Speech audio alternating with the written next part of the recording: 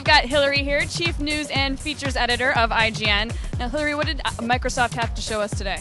Well, the big games that they had showing off today was Fable 2, Mass Effect, and Forza 2. And the biggest of those was Fable 2 because we hadn't really seen anything before, and Peter Molyneux decided to show off a new feature that they have in the game. He really is interested in the way game characters behave. And not just as an end unto itself, but as a means of getting you more emotionally involved in a game experience. We did see a couple cool gameplay mechanics, most notably the dog, which is the big reveal for this time. And I guess the game is supposed to be about love. Unconditional love, as most men know, never comes from your wife or your girlfriend. It always comes from an animal. So you have a dog companion in Fable 2. I mean, it definitely has a stylized look. The dog, I think, was by far the best element in that game's visual presentation today. And as you said, they have a lot to do in terms of making the world look better and the characters look better. But the dog, I thought, was very highly detailed. This is the kind of first time I've seen Fable 2 running. It doesn't look like much yet. It's still really far out, but we did see a couple cool gameplay mechanics. What's innovative about it is that, there have been other games where you've had a dog, but this one is a dog that you don't control. So you're not holding the controller and pressing buttons and saying, like, go attack this guy or do this or dig here or whatever. Which by itself isn't anything great, but when you combine that with great combat systems, a cool story, great graphics, it really stands out from the crop of RPGs that we normally see. The only responsibility you have with a dog is to heal it when it gets injured. So it's not like a sim pet or anything that they've built into the game. Exactly, but it's a very smart dog. So the dog will actually go out in front of you when you're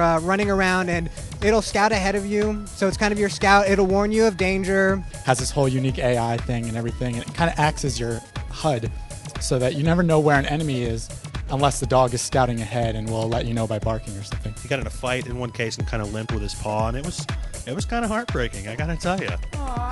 Basically, the story is set up that Peter wants you to feel total love for this dog, that this dog is your companion, that you grow towards it. Molyneux wants you to fall in love with this dog and let this dog love you back, so that you kind of grow attached to the game that way and that you'll never forget the gameplay experience. He kind of let it slip that at some point the dog's going to die.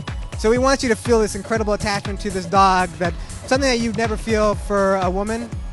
That's such a move. I know. You're going to cry when your dog dies, aren't you? I cried a little bit during the demo, and the dog lived all the way through. So. Okay.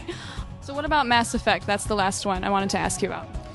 Mass Effect looks awesome, of course, but it looks like a BioWare game. I wasn't too amazed with everything I've seen because I kind of expected it. This was just them playing through the game, so you got to get a real sense of what it's going to be like from A to B for the first 60 minutes of the game. It's almost hard to be impressed by that game because BioWare's pedigree is so great that you kind of expect brilliant things from them. So when they show off a game and it's brilliant, I expected an amazing looking game, and that's what I saw. They said basically the game's done. They're just optimizing it right now, which should mean that it's coming out within the next few months, I would think, like by the end of the summer. It looks like a really cool story, and the graphics are just amazing. The one thing I would say about it is that while the graphics look really, really sharp and really great, the characters have really floaty eyes, so they just have these kind of wide-eyed looks all the time. And I don't know if they're going to change that or fix that at all, but that was the one distracting thing that every NPC you ran into was kind of like, hey, Jessica, how's it going? Yeah. So what about Forza 2? Forza 2, the coolest thing about Forza 2 was the setup they had up there, which probably cost about $1 million. Forza 2 looks like a racing sim. It's pretty. It's on 360. The game looks good. It's running at 60 frames per second now, which is a big thing for racing games. And the customization stuff just looks awesome.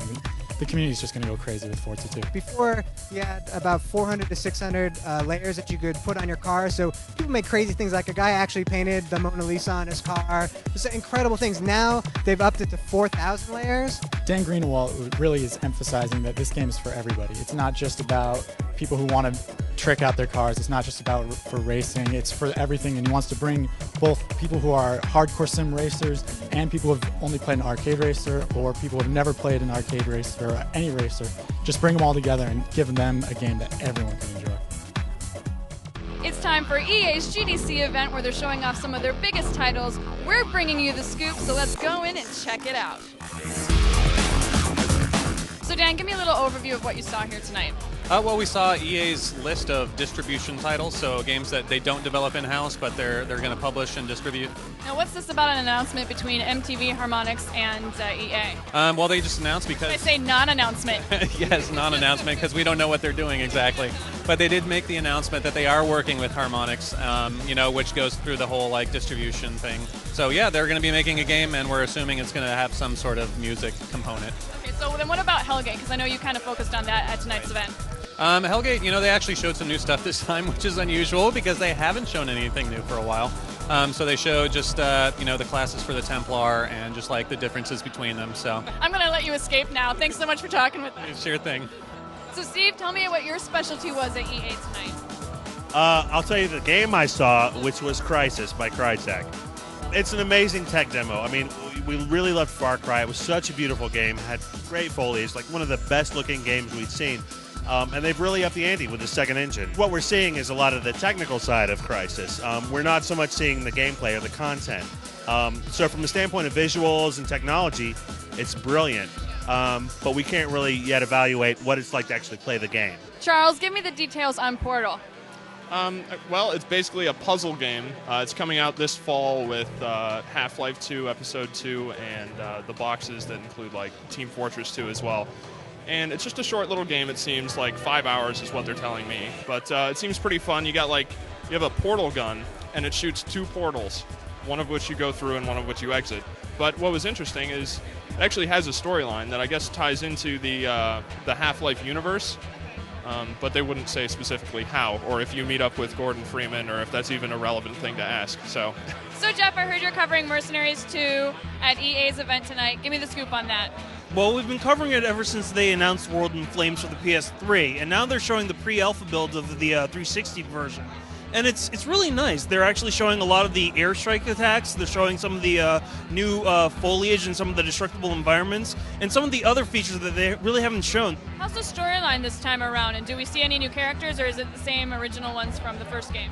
Well, the original 3, Chris, Matthias, and Jennifer do make a return in Mercenaries 2, but there's a 4th person, Eva, who's a bail bondsman from Los Angeles. I was hoping it would be a girl. Yeah, she's a bail bondsman from East Los Angeles. She's pretty kick-ass, and apparently she's going to be in the game as well. There could also be potential side characters that they haven't announced just yet. Cool, I'll have to pick it up. I need to play Eva. Thank you so much for talking with us. No problem.